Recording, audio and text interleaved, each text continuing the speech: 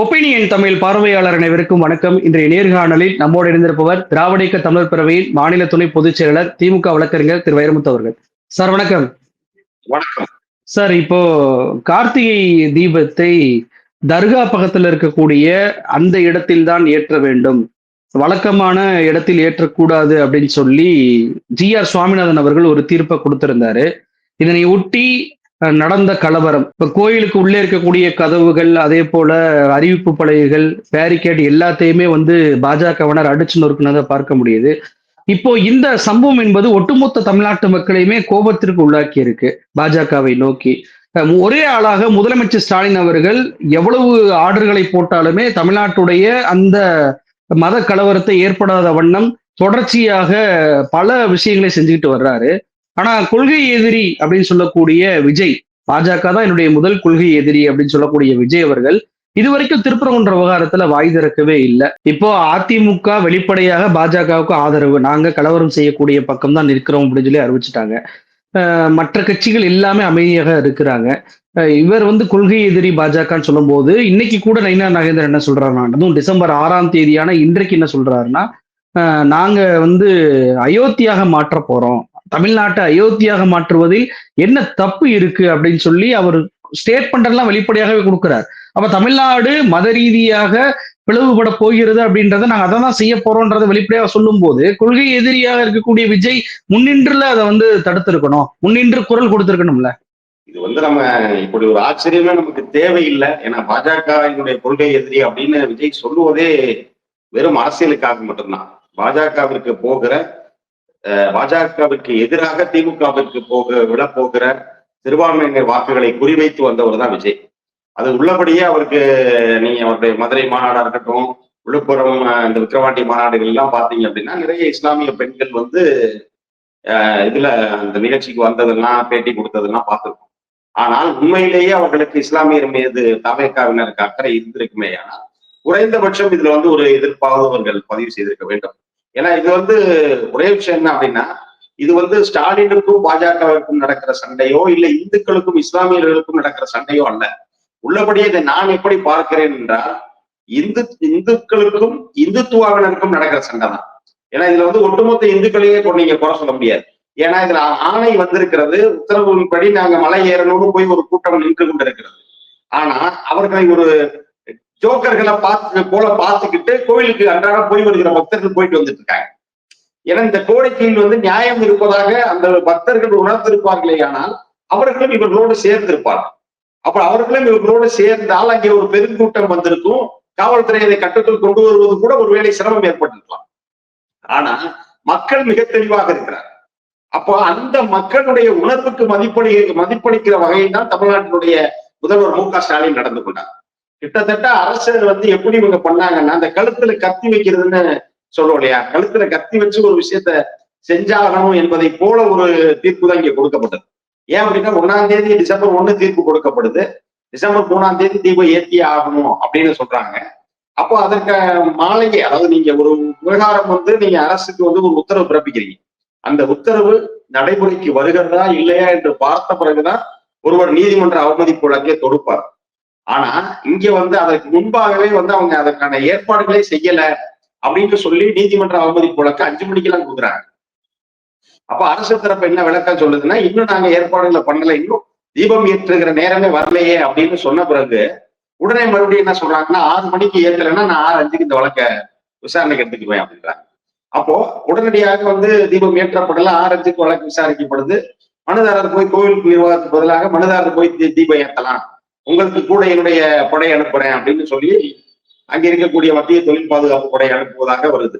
ஆனால் அப்போதும் கூட அரசு மிக தெளிவாக நின்றது. இந்த காவல் ஆணையர்களுடைய அவர் சொன்ன அந்த வாக்கியம் இருக்கு இல்லையா, we will not allow it, we will face the consequences அப்படிங்கிறது தமிழ்நாடு காவல்துறையில் இருக்கக்கூடிய ஒரு அதிகாரியினுடைய குரல் அல்ல. ஒரு அதிகாரியின் வாயிலாக அந்த குரல் வெளிப்பட்டிருந்தாலும் கூட அந்த குரல் தான் தமிழ்நாட்டு மக்களின் குரல், அந்த குரல் தான் தமிழ்நாட்டின் முதல்வர் மு.க. ஸ்டாலின் அவர்களுடைய குரல். நான் இதை செய்ய மாட்டேன், உன்னால என்ன செய்ய முடியுமோ பார்த்துக்கோ அப்படின்னு அவர் பாஜகவை நோக்கி, RSS நோக்கி, இந்த சங்கி கூடாரத்தை நோக்கி அவர் சொன்ன வார்த்தை தான் அது.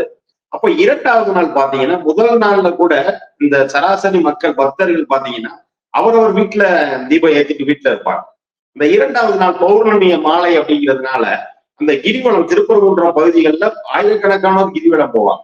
ஆனா அவர்கள் எல்லாருமே இவர்களை வந்து ஒரு கண்டுக்கவே இல்லை அப்படின்னு தான் சொல்லணும். இவங்களை பார்த்தும் பார்க்காததை போலதான் அந்த மக்கள் வந்து கிரிவலம் போறாங்க, கோயிலுக்குள்ள போயிட்டு வராங்க தவிர யாருமே இவர்களுக்கு ஆதரவாக ஆமா நம்ம இருக்க முருகனுக்காக இவங்க குரல் கொடுக்குறாங்க, நம்மளும் போய் நிற்போம் தீபம் ஏத்தணும் அப்படின்னு எந்த பக்தர்களும் வரல. அப்போ பக்தர்களுக்கு இவர்களுடைய உண்மையான நோக்கம் என்ன என்பது புரிந்திருக்கிறது. ஆனா இப்ப இதெல்லாம் ஒரு சராசரி மக்கள் எதற்காக இதை சொல்றேன்னு நீங்க விஜய் பற்றிய கேள்விக்கு ஏன் சாதாரண மக்களை சொல்றேன் அப்படின்னா, இந்த மக்களுக்கு இருக்கக்கூடிய அரசியல் தெளிவு கூட தாவேகா தொண்டர்களுக்கோ அந்த தலைவருக்கோ இல்லை. இன்றைக்கு புதிதாக அந்த கட்சியில் சேர்ந்திருக்கக்கூடிய பெரிய அரசியல் ஜாம்பவான்கள் இருக்காங்க, அவர்களுக்கும் கூட அது இல்லை. இன்னொன்று, கரூர் சம்பவத்துக்கு பிறகு கிட்டத்தட்ட ஒரு பாஜகவினுடைய சூழ்நிலை கைதியாக அவர் மாறிவிட்டார்.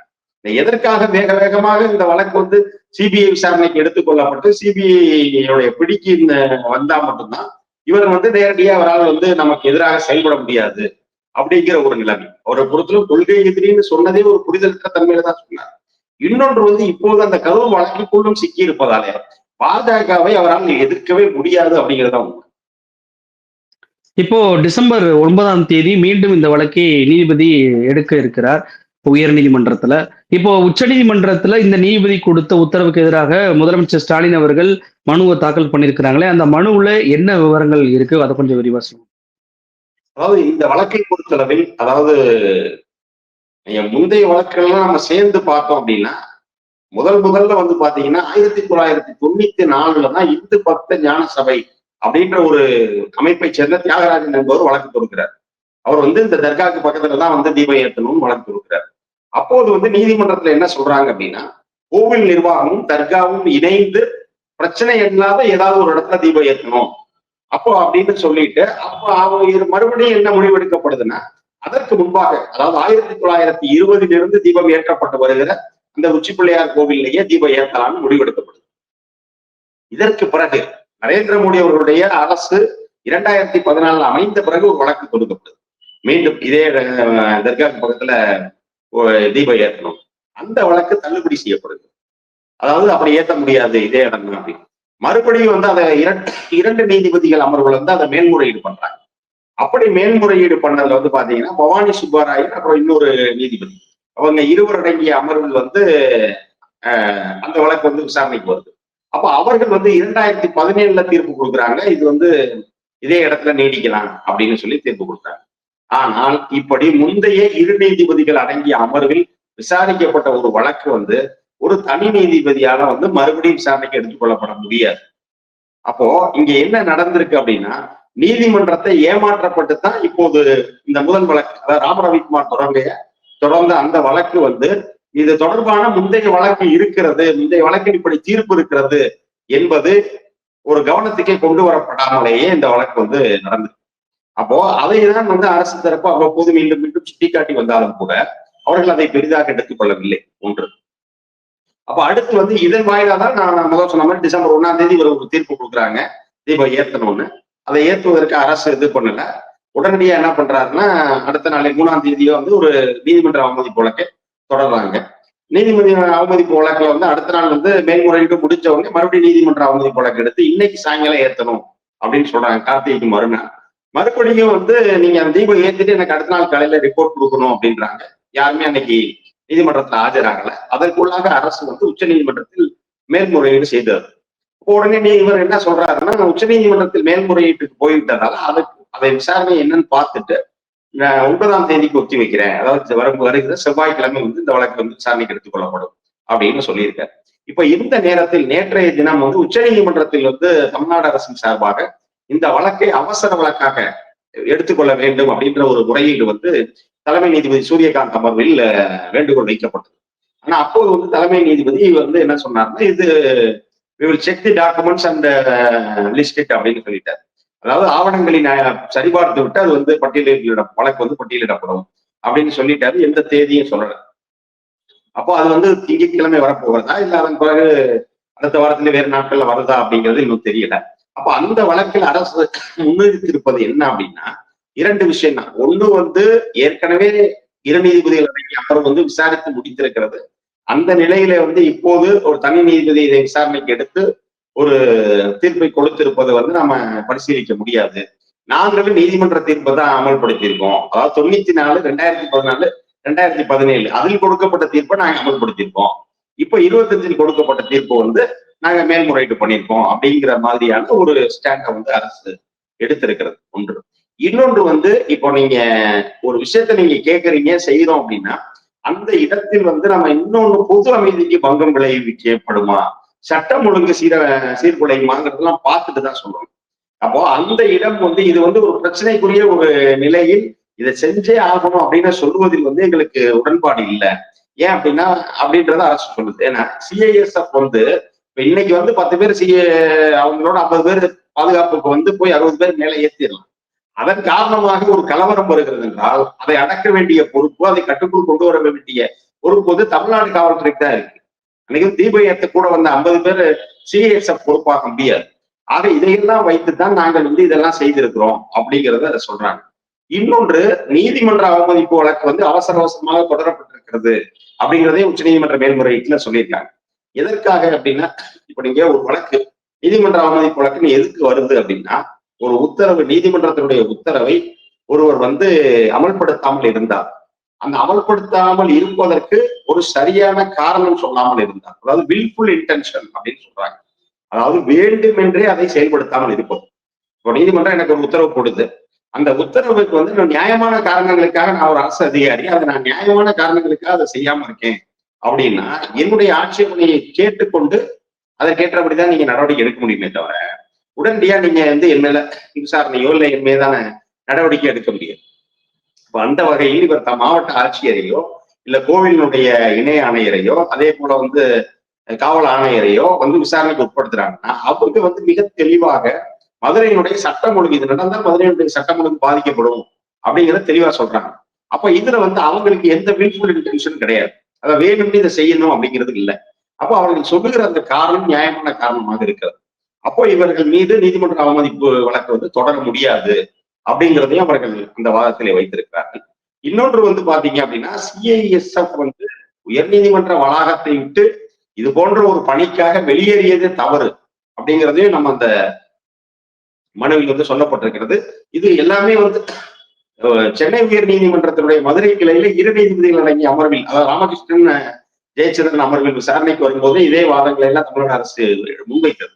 ஆனா அவங்க வந்து அதை உரிய அளவில் பரிசீலிக்கல. அப்ப அதே கருத்துக்கள் எல்லாமே அவங்க உச்ச நீதிமன்ற முறையீட்டிலும் வந்து அவங்க எடுத்துட்டு போயிருக்காங்க அரசுல இருந்து. இப்போ சிஐஎஸ்எஃப் ரோல் என்ன, அவங்களுக்கான ரோல்ஸ் அண்ட் ரெஸ்பான்சிபிலிட்டி என்ன அப்படின்னா, நீதிமன்ற வளாகத்தை பாதுகாக்கணும், நீதிபதிகள் குடியிருப்பை பாதுகாக்கணும், அங்கு வந்து செல்லுகிற மக்களை சோதனையிட்டு உள்ளே அனுப்ப வேண்டும். இதுதான் அவங்களுடைய ரோல். இப்ப அவங்கள போய் நீ போய் வெளியில போய் இந்த வேலையை செய் அப்படின்னு சொல்லுவதற்கான அதிகாரம் யாருக்கு இருக்கிறது? இதற்கு இது முன்பாக இப்படி எல்லாம் நடந்திருக்கா? அப்படியே சொன்னாலும் ஒரு நீதிபதி சொல்ல முடியுமா? இப்ப நாளைக்கு அப்ப இன்னொரு நீதிபதி அவர் அனுப்பி இன்னொன்னு செய்வாரு. அப்ப அப்படி ஒவ்வொரு நீதிபதிகளும் ஏதோ ஒரு அடியாட்களை போல அங்கே இருக்கக்கூடிய மத்திய தொழில் பாதுகாப்பு படையை வந்து பயன்படுத்த முடியுமா அப்படிங்கிற கேள்விகள் எல்லாமே முன்வைக்கப்பட்டிருக்கிறது. அதே போல வந்து உதாரணத்துக்கு அந்த குறிப்பிட்ட நீதியரசருக்கு கீழேயே ஏகப்பட்ட நூற்றுக்கணக்கான நீதிமன்ற அவமதிப்பு வழக்கு இருக்கு. அப்ப அதுல எல்லாரையும் காட்டாத வேகத்தை இதில் காட்ட வேண்டிய அவசியம் என்ன? அப்ப அதற்கு என்ன உள்நோக்கம் அப்படிங்கிற பாயிண்ட்ஸ் எல்லாமே வந்து இது வந்து ஒரு சட்ட விரோதம் தான். ஏன்னா ஒரு நியாயமான காரணங்கள், நியாயமான கால அவகாசம் கொடுக்கணும். அதுக்கப்புறம் தான் வந்து ஒரு அறிக்கையோ இல்லை அதற்கான காரணங்களையோ அவர்கள் சொல்ல முடியும். அதற்கு முன்பாகவே காவல் ஆணையர் உடனே காணொலி காட்சியில வரணும், வந்து எனக்கு பதில் சொல்லணும் அப்படின்னு சொல்லுவதெல்லாம் வந்து, ஏன்னா இங்கே களத்துல அவர் நிற்பாரா உங்களுக்கு காணொலி காட்சியில வந்து பதில் சொல்லிட்டு இருப்பாரா? அப்ப இதெல்லாம் போன்ற சிக்கல்களை எல்லாமே அவர்கள் வந்து அந்த உச்ச நீதிமன்றத்தினுடைய மனுவில் சுட்டி காட்டி இருக்கிறார்கள். அது வந்து நீதியரசர் சூரியகாந்த் அமர்வு வந்து நேரடியாக அந்த வழக்கை அவர்களே எடுத்து விசாரிக்க போகிறார்களா, இல்ல வேறு நீதிபதிகளின் கீழ் அது பட்டியலிடப்பட போகிறதா அப்படிங்கிறது வந்து இந்த வாரத்துல திங்கட்கிழமை தான் நமக்கு அது தொடர்பான சரியான செய்திகள் கிடைக்கும்.